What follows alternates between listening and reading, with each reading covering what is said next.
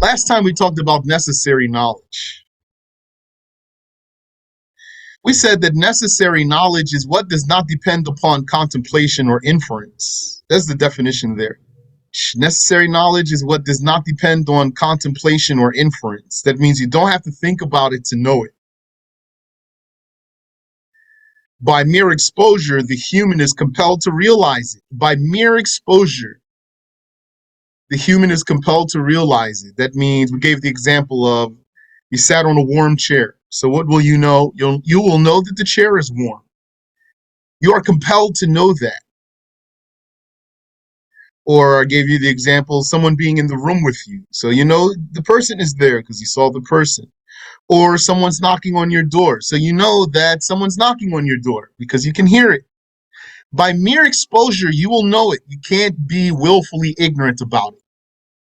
That's the necessary knowledge. And we said here, the human is unable to resist knowing it. Unable to resist knowing it. So here the same thing was said in how many ways? It says here, therefore, necessary knowledge is what does not depend upon contemplation or inference. Okay. By mere exposure, the human is compelled to realize it. So it is knowledge that by mere exposure, the human is compelled to realize it.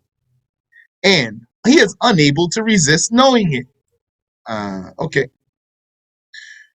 And then it says here, this knowledge is born through sound senses. This is how you're going to get it. How would you get this kind of knowledge? This necessary knowledge. This knowledge that you cannot resist. You can't be willfully ignorant about it. By sound senses, like the examples I gave you. You heard someone knocking on your door. That's hearing. You sat in a warm chair and you knew it was warm. That's feeling. Sound senses. Someone was in the room with you. You knew it because you saw them right there. Successively mass narrated information. We didn't go into that. We'll come back to that because it has details, insha'Allah ta'ala. And intuition, and we talked about that at length. Intuition means what's known intuitively. Intuition here does not mean a hunch. Intuition is not a spidey sense, a hunch that you have. It's not a gut feeling. That's not what we mean here. Intuition is the most immediate function, the most fundamental, rudimentary function of the mind. And there's examples here in the book. We said, like knowing that someone is in the room with you, that's going to be by your senses. Or knowing that China exists without having been there, that's going to be by successively mass narrated information. Or knowing that the Kaaba exists, knowing that Prophet Muhammad existed, alayhi salatu wassalam, knowing that there was slavery in America, for example. Or that some of something is less than all of it. That's an example of what's known intuitively. That some of something is less than all of it. This is something you don't need to think about to know it. Now, before we move on to the next title, there's a footnote here that's important. So you know now what necessary knowledge is. All of what we just talked about is the literal meaning of necessary knowledge. But there's a religious terminology that you should know. If you don't know it, you should know it. It's the same wording, necessary knowledge. But when we talk about necessary knowledge in the religion, that's different from literal necessary knowledge. What is literal necessary knowledge? That's the knowledge that comes without having to think and contemplate, like what you get by your sound senses or what you get intuitively.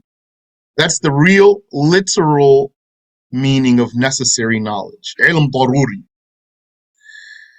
But just like other things, the religion uses this word with a religious meaning. You know that terms have original meanings and then they have religious meanings. The word salah has an original meaning and a religious meaning, and zakah and hajj, they have original meanings and religious meanings. So, what is the religious meaning of necessary knowledge? In the religious terminology, necessary knowledge is that which is known to both the layman and scholars alike. So, it's different definitions. Same word, necessary knowledge. But because it's in a different field, has a different meaning. That's normal. That one word in different fields have different meanings. What does subject mean? It has an original linguistic meaning. And if you're talking grammar, it has a meaning. And if you're talking science, it has a meaning. And maybe in other fields has other meanings. The word subject. So religiously, necessary knowledge, ilm daruri, has a meaning. That which is known to both laymen and scholars alike. It was also said to be that which is known to both the ignorant and the knowledgeable. It might be said that the necessary knowledge of the religion is common religious knowledge, like knowing that the 5 prayers and the fasting of Ramadan and Zakah and Hajj are all obligatory. All the Muslims know that. And knowing that wine and pig meat and fornication and sodomy and thievery are all impermissible. All of this is necessary knowledge in the religion, not in a literal sense. Whoever denies what is commonly known in the religion blasphemes. You know that. Unless he was like a new Muslim. What is unknown to many of the common Muslims is not called daruri, necessary, such as the prohibition of shaking the hand of a marriageable woman, even without desire. That means many laymen don't know that that's haram. They think that if it's without desire, then it's not haram. Knowing that shaking a woman's hand without desire is haram is not like knowing that pig meat is haram. Denying it is not blasphemy when unaccompanied by stubbornness. Yani, the person doesn't know, he's not going to blaspheme here. This usage of the term necessary knowledge is a religious terminology that was borrowed from an original usage. The original usage is what we started with. What is known not intuitively, what is known without needing to think. Knowing it intuitively is one way to get such a knowledge. There are channels for knowledge. That's the original meaning. What is known without having to think. That was taken by the scholars and applied to the religion with a modified meaning. These matters are not literally necessary knowledge because they need evidence, as opposed to what is truly or literally known by necessity. That doesn't need evidence. It's evident already. It is self-evident. What's known necessarily in a literal sense is self-evident, so you don't need evidence for it. The religious rules are not self-evident. We need to get them from the Messenger sallallahu alaihi wasallam. And to prove that he was a messenger, he performed miracles. So there's a process involved. But they were called necessary religious knowledge because they are so famous among the Muslims that the Muslim does not have to think about their judgments. It is as if he knows them intuitively. These religious rules, as if he knows them intuitively. If you ask any Muslim, and he pull what might be the most ignorant person off the street who's a Muslim, and you said to him, what's the judgment of eating pig meat? He'll say, haram, without thinking. So because this is so deeply embedded in all of the Muslims, the likes of these rules, this class of rules, these were called ilm daruri, necessary knowledge. The most important case that you're going to need to know what's necessary knowledge is when it comes to blasphemy. Necessary knowledge, knowing what necessary religious knowledge means, is most relevant when learning the rules of blasphemy. All right. So now we're going to move on to the next type of knowledge, which is inferred knowledge. This is the higher function of the mind. The necessary knowledge is immediate, basic, rudimentary function of the mind, because you don't need to think for it. Inferred knowledge is higher function because you need to think to achieve this knowledge. Inferred knowledge, that means derived, concluded, proven, argued knowledge. And knowledge means, who can tell me what knowledge means? Remind us what knowledge means, please. Knowing something for its reality. I'll give you a pass for that. Yani, knowing something, realizing something as it is in reality. Realizing something as it is, that's knowledge. So that means when we say knowledge here, this means 100% correct. Don't forget that. Knowledge in this field here, in this subject we're talking about right now, means 100% correct. 0% wrong. Zero chance of incorrectness.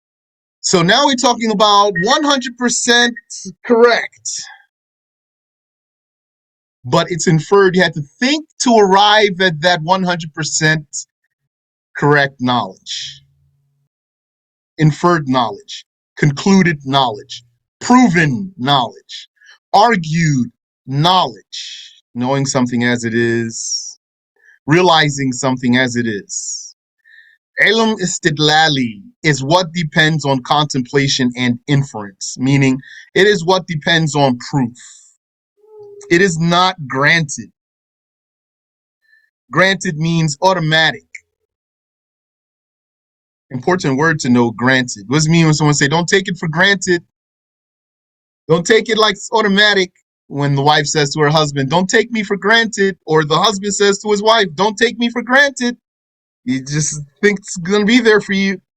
When we're talking about knowledge here, this is not merely granted. You're just going to know, and you can't resist knowing it. We're talking about something that if you wanted to be ignorant about it, there's a way for you to avoid knowing it. So it's not granted. It's not automatic. For example, we know that the world is an event without witnessing its initial start. We know that the world is an event. That means we know the world has a beginning without witnessing its initial start. How's that? Achieving such knowledge needs contemplation. Contemplation on the state of the world. One looks into the world.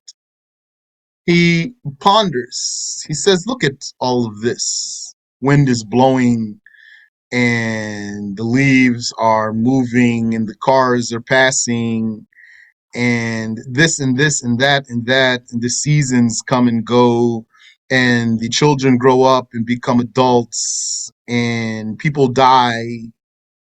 From here, he goes. Based on something, he goes from there and concludes.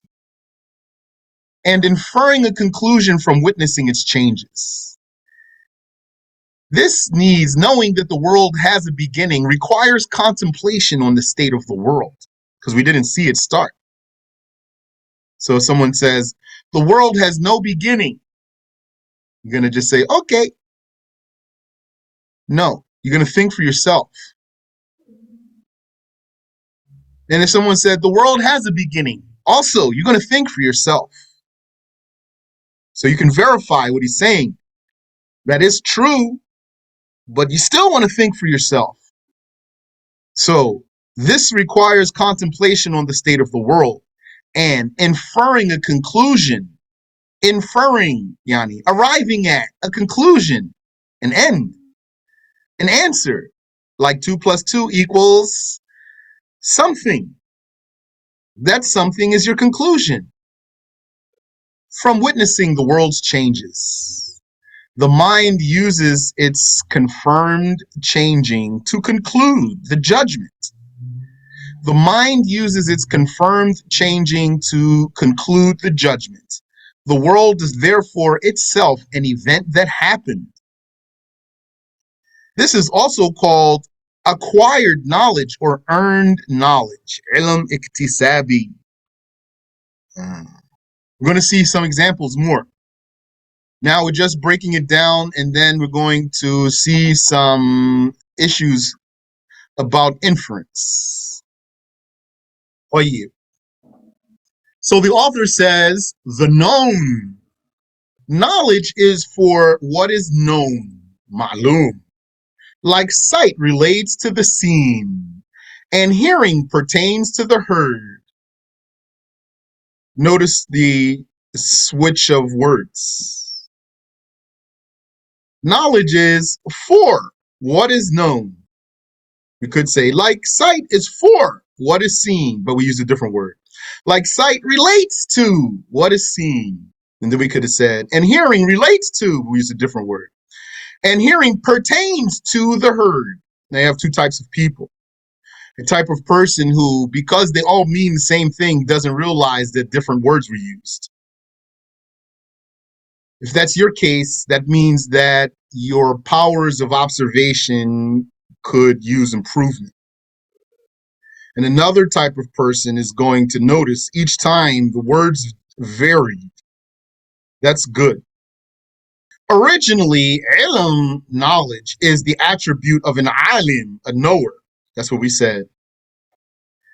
But the word might sometimes refer to the ma'lum, what is known. Yani, sometimes you can use the word knowledge to mean what's known. So originally, knowledge is the attribute of the knower, and it pertains to what's known. And sometimes you could use the word knowledge and you mean the known thing itself. You might say, that's my knowledge, meaning that's what I know. That's what's known to me. Such as when Allah says here, وَلَا يُحِيطُونَ بِشَيْءٍ مِّنْ عِلْمِهِ إِلَّا بِمَا شَاءَ. They do not encompass any of his ilm, meaning what he knows. They don't, none of what is known to him is known to them except what he willed. That's the meaning of ilm here. You'll find that in the tafsirs. The harakat are wrong here though. Bismillah. Let me just remove them altogether for now. Since there are two types of knowledge, necessary and inferred, a thing would be known by necessity or known by inference. Benefit. This is a question that came up last week. Is God's existence necessarily known, or is it inferred? Our scholars do not differ that anything with a beginning needs what made it occur, but they did differ about what type of knowledge that is. Yani, the issue here now is what? Something that has a beginning needs what makes it start. Okay, there's no difference in opinion about that. But is that necessarily known, that something that has a beginning needs what makes it start? Or is that known by inference? Does the person have to think about that and arrive at it after thinking to know that if something has a beginning, it needs what makes it start? So some of them said that such knowledge is intuitive. Imam al-Fakhr said in Al-Ma'alim, it is embedded in the nature of the children. He's saying it's intuitive. Even the children know it. He gave an example. Had you smacked a child once he did not see, Yani, you smacked him without him seeing you, and then you said that no one smacked him, he would not believe you. He's saying because he knows that since something happened, there must have been something that made it happen.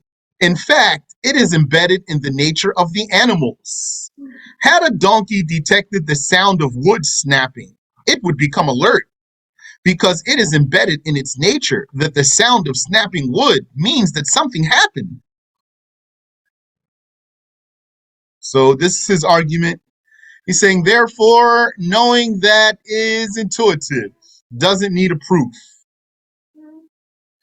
But others said that this knowledge is truly contemplated. It's not necessary. It's not necessary that someone knows that because something has a beginning, it needed something to make it start. Because it has a beginning, it is intrinsically needy, has a requirement. Because it has a beginning, it has a requirement.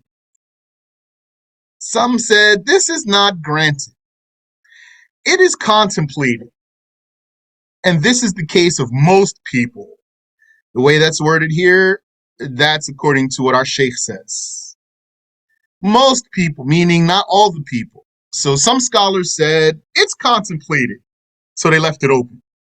And some scholars said it's intuitive, and they left it open. And our sheikh said, for some of the slaves of Allah, it's intuitive. So he didn't leave it open. However, one arrives at that conclusion by a very simple introspection. So it is still inferred. Very simple introspection means one would know if he thought just a little bit, not a lot. It's not complex for a person to realize. If he just applied himself a little bit, he would realize that if something has a beginning, then it has a requirement. Meaning, it couldn't have made itself start, so there must have been another that made it start. Since it is so obvious that there is a creator, some scholars thought that the knowledge about that is necessary for everyone. Our sheikh said, not for everyone though. And Allah knows best. وَسُبْحَانَ اللَّهِ وَبِحَمْدِهِ. MashaAllah. This file got corrupted. All right, and I'll continue. So the ayah itself, I'll fix it later, inshallah. The ayah is Allah Ta'ala says, وَاللَّهُ أَخْرَجَكُم مِّن بُطُونِ أُمَّهَاتِكُمْ لَا تَعْلَمُونَ شَيْئًا وَجَعَلَ لَكُمُ السَّمْعَ وَالْأَبْصَارَ وَالْأَفْئِدَةَ وَجَعَلَ لَكُمُ السَّمْعَ وَالْأَبْصَارَ وَالْأَفْئِدَةَ لَعَلَّكُمْ تَشْكُرُونَ. It means Allah brought you from the bellies of your mothers, not knowing anything. And He made hearing, sight, and hearts for you so that you would be thankful, so that you would appreciate. So what are we talking about here? What causes knowledge? You already know what knowledge is now. You know how to define knowledge. You wrote it down in your own notes, inshallah. Realizing something as it is. And you know the types of knowledge. There's necessary knowledge that's inescapable for you. You will know something sometimes by mere exposure. And you have contemplated knowledge. That's knowledge that you're going to gain through thinking and applying yourself. Now, how do you get knowledge, whether it's this type or that type? You get knowledge by what Allah told us here. وَجَعَلَ لَكُمُ السَّمْعَ وَالْأَبْصَارَ وَالْأَفْئِدَةَ. He made for you hearing, that's a sense. Sight, that's a sense. And hearts, that's where your mind is. So your senses, that's one way you're going to get knowledge.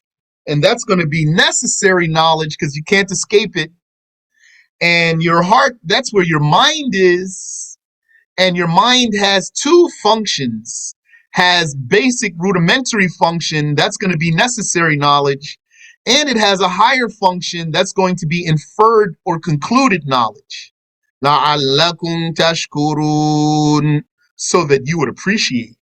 Allah created tools for the ignorant newborn by which he would achieve knowledge, senses, and a heart, which is the true location of the mind, the heart, not the brain.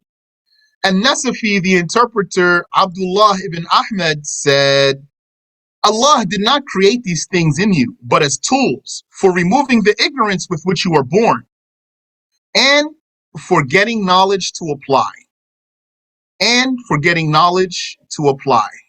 Subhanallah. I didn't remember that this file has such corruptions in it so that I would look in it ahead of time and get it ready for you. So that's my bad right there. Inshallah ta'ala, hopefully I won't mess it up next time. I'll be prepared, inshallah, properly next time. And Nasafi, the theologian Abu Hafs Umar, said, so there's two Nasafis here.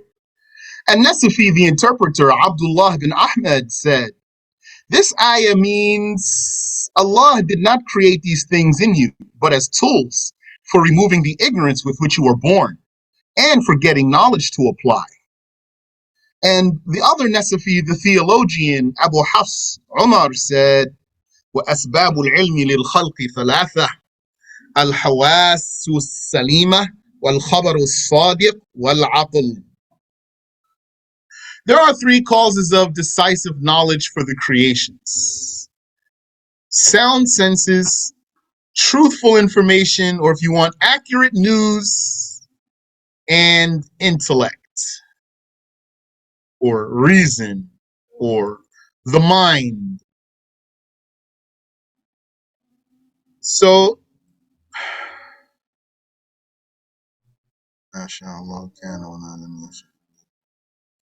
really bothers me to have these corruptions in here like this. Bothers me.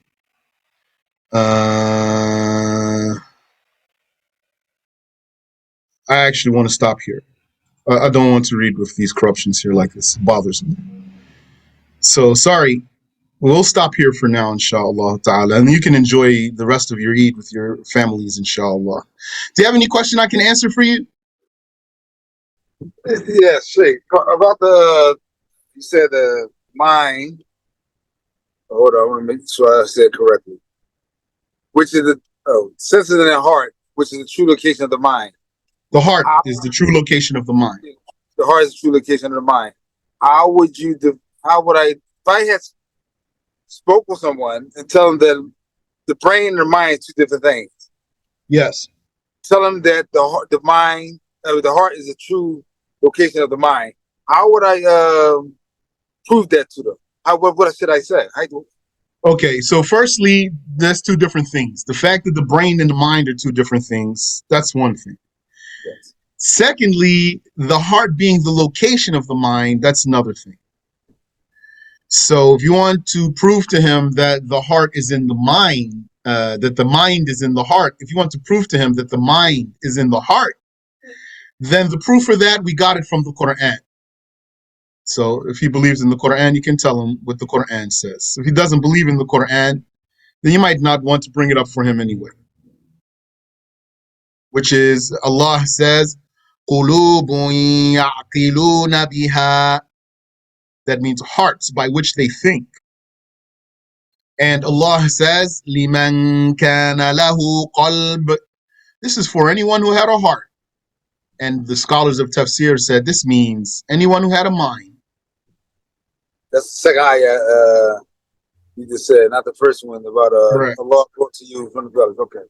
All right. Yeah, so that's three ayahs then. The first one is وَاللَّهُ أَخْرَجَكُم مِّن بُطُونِ أُمَّهَاتِكُمْ لَا تَعْلَمُونَ شَيْئًا. Allah brought you out of the bellies of your mothers not knowing anything. وَجَعَلَ لَكُمُ السَّمْعَ وَالْأَبْصَارَ وَالْأَفْئِدَةَ. And He gave you hearing and sight and hearts. So this is one ayah. Hearts here means minds. In another ayah, Allah says, قُلُوبٌ يَعْقِلُونَ بِهَا. Hearts by which they think. And in a third ayah, Allah says, لِمَنْ كَانَ لَهُ قَلْبٌ. This third one is in Surah Qaf. It means this is for anyone who had a heart. The scholars of tafsir said this means for anyone who had a mind. Got it. All I do now is find can I get back with you, ask you about what ayahs was that at? Hold on here. Now it wants to work for me since I Finish the lesson. Surah Al-Nahl. Surah Al-Nahl, Ayah 78. Al-Nahl, the bee. والله أخرجكم من بطون أمهاتكم لا تعلمون شيئا. Allah brought you out of the bellies of your mothers not knowing anything. وجعل لكم السمع والأبصار والأفئدة. And he gave you hearing and sight and hearts so that you would think. Ayah 78 of Surah An-Nahl. The second ayah, قلوب يعقلون بها. Surah Al-Hajj, ayah 46. أفلم يسيروا في الأرض فتكون لهم قلوب يعقلون بها أو آذان يسمعون بها. Did they not travel throughout the earth so that they would have hearts by which they think or ears by which they hear? So hearts by which they think or ears by which they hear. So don't you hear by your ears? That's what the ayah is saying. Ears by which they hear. And what else did the ayah say? Hearts by which they think. So it means you think by your heart. Yaqilun. It says yaqilun. That means hearts by which you have minds. So keep one more thing. Can you spell that for me? Which part? Qulub? No, sound like it said with a Y. Hearts. So hearts is qulub, hearts. Qulub. Qulub. That's hearts. And in the other ayah, it's afida. Afida also means hearts. Yaqilun, that's the verb. That means they have aql. Aql is the mind. Yaqilun, that's the verb. Aql is the mind itself, or the intellect. That's what Wahhab is going to say to you. You want to use your aql. Just like that, right in your face. You want to use your aql. Got it, Sheikh. Thank you. You're welcome.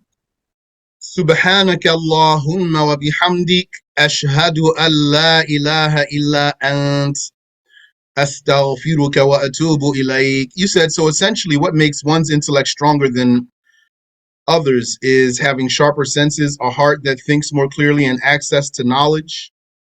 Well, fundamentally, it's going to be what Allah gives him. The amount of the power of his mind is going to be what Allah gives him. But you can strengthen that, or you could even weaken that. If a person has, meaning a person could naturally have strong mind. So you might have child could become mumayyiz at 4 years old if Allah will. It has happened. So he's going to be then a prodigy if he's mumayyiz at 4 years old. And most people don't get mumayyiz at that age. And some people, they're not going to be mumayyiz until they're 9, for example, or 10. So it means so slow. And some people would be average, which is going to be most people. Most people are average. That's the meaning of average. So the intellect is separate from those elements. Yeah, so senses are the 5 senses: hearing, sight, smell, taste, and feel. That's not mind, that's senses. Animals have senses. Crazy people have senses. So it's not mind.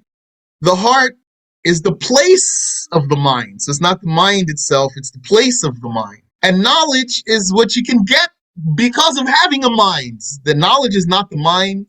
Even animals have some knowledge. They know something. They know stuff. They don't have minds, though. You watch the animal show, for example, and then they're trying to cross the river. Or they don't even want to get in the water in the first place. Why? Because they know there's alligators in there. Who told you there's components that make up the intellect?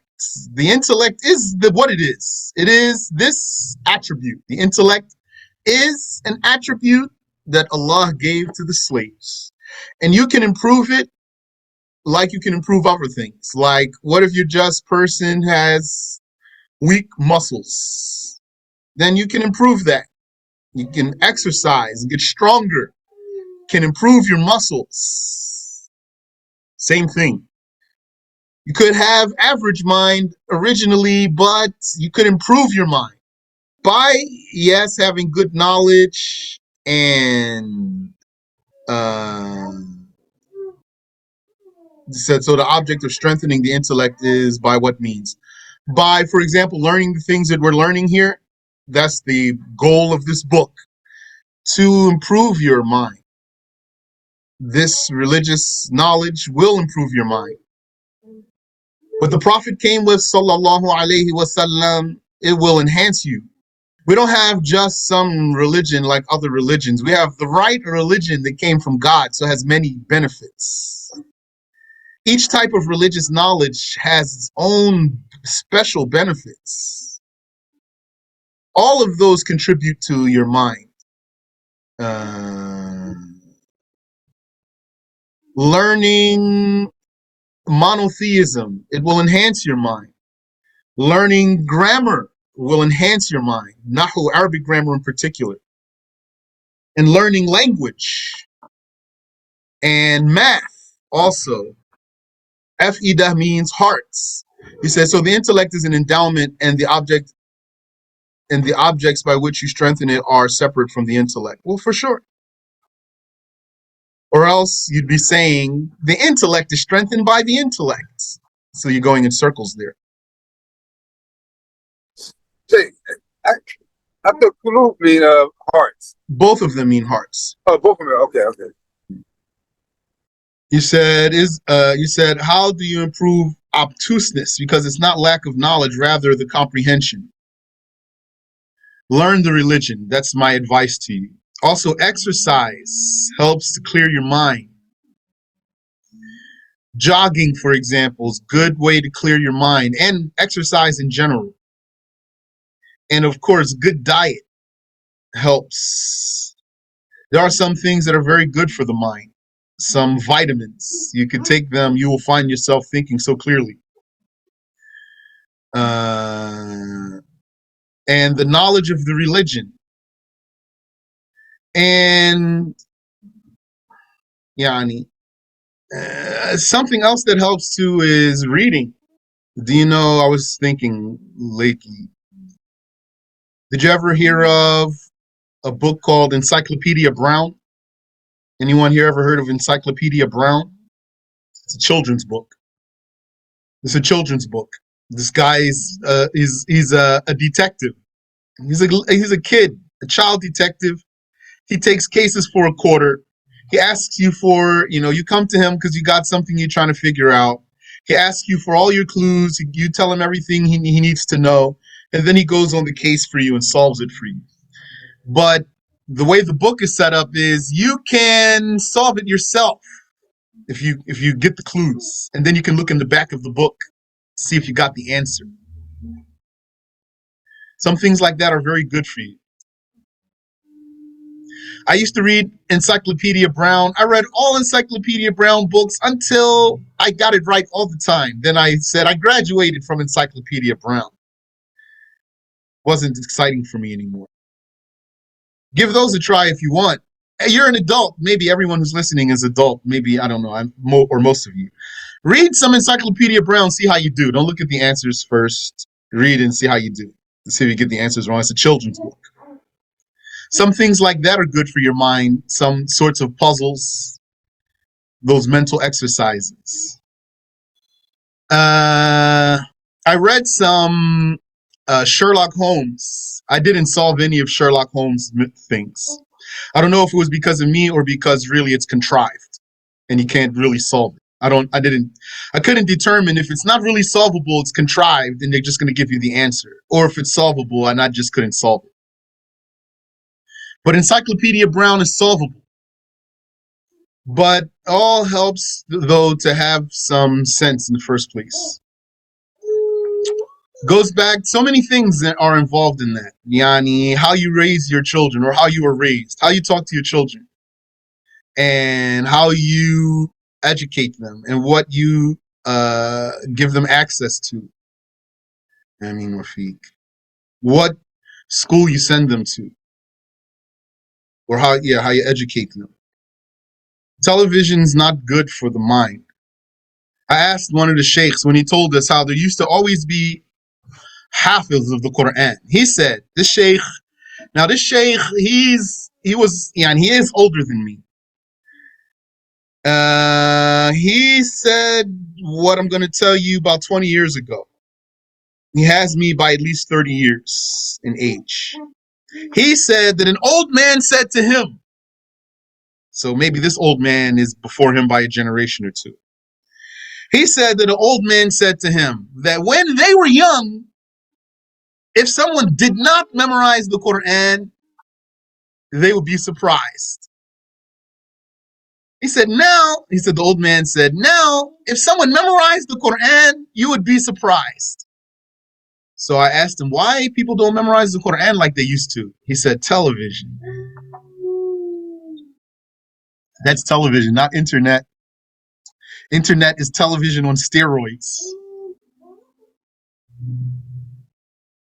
طيب. Any other question? Sorry to cut the lesson short, but inshallah it's okay. We didn't stop at a bad place. Ameen wa fikum. Subhanaka Allahumma wa bihamdik. And also, I need to apologize again in case I had bad tone of voice. I need to get a grip on myself too. Subhanallah. Subhanaka Allahumma wa bihamdik. Ashhadu an la ilaha illa anta astaghfiruka wa atubu ilayk. لا إله إلا الله اللهم صل على سيدنا محمد وعلى آله وصحبه وسلم. Some people, they don't know how to think for themselves. Some people don't know how to think. I'm just telling you what I'm telling you now just for the sake of Allah. I remember probably I was a teenager. And I thought to myself, in the first place, when I used to think about religion, when I got to an age, I started thinking about religion more, like maybe 15, 16 years old. So I said to myself, well, what's right religion? All these religions have a book. I can't rely just on the fact that someone has a book. So what do I have? What can I do? All I have is a mind. That's what I have for myself. And I relied on my own ability to think. I think a lot of people, they don't trust their own ability to think. I tried to comprehend this type of person. How does a person have a mind and he, like, when he comes to something, when his mind reaches a conclusion, he's never sure? How does a person, like one brother, he was asking me a question the other day, so I gave him the answer. So then from my answer, he asked me another question. He knows the answer though. Why he's asking me my own comprehension of this, that he don't trust his own mind. So I told him, you want me to answer this question, you know the answer. So he said, okay, barakallahu feek. I once had a book. This book was called Thinking for Yourself. I never opened that book. I promised myself I'll never read this book. I never read it. Maybe it's a good book though. Maybe some people could use that. I remember also when I was maybe in 4th grade or 5th grade, I had a Jewish classmate. He said to me, how can you make half of a hole? H-O-L-E, half of a hole like a hole in the ground.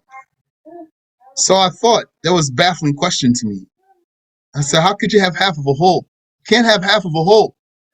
He said, yeah, what if the hole's supposed to be 10 feet deep and you only dug it 5 feet deep? I said to him, it's still a hole. So then he didn't say anything to me. I still, to this day, I find it so baffling he came up with this question. Maybe someone asked him that question. I don't know if he thought about it on his own. Some people are devious people. Subhanallah wa bihamdi. Deviant.